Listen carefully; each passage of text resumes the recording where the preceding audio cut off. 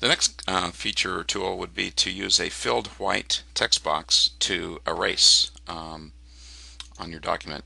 Say for example, when I'm looking at this skill here, I see this little mark here that I want to get rid of. I would come up to Insert, Text Box, just insert a text box anywhere on the document, and then I come in and I want to fill it white.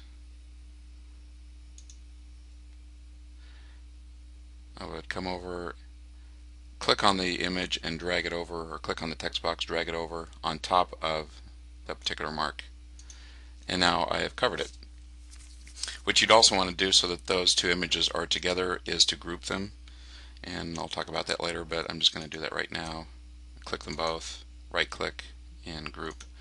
So now that image and that text box are grouped together and they won't move, or they'll move as a unit together. The group and ungroup feature is really great. That's what makes creating tariff sheets so much easier. I'm going to click on this image here. As you'll see that it's all these images are outlined in a box. Those are grouped together. So I can move them down to another cell real easily and change my tariff sheet routine order. If I want to go back and look at each image individually, I right click on that box, go down to group, and hit ungroup. So now when I go back to that image, they're all separate individual images. If I want to regroup them together, I hold down the control key, click on each image, right click, go to group, and hit group. So now those are all back together again. Another feature that's really helpful in creating tariff sheets is the up, down, side to side arrows. If I want to manipulate it and get it to the exact position on my tariff sheet, I just hit the up and down arrow. Rather than using my mouse to move and manipulate the image, I can use those keys. Next, we're going to create text box. As you can see, these words here, top, middle, link, are text box. I go up to Insert, Text Box, click and drag, type in base, and now I have a text box that I can move anywhere on my tariff sheet. Next, we're going to create rotational directional curves or lines.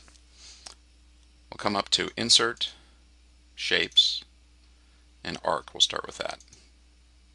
Come down to my tariff sheet and click on the tariff sheet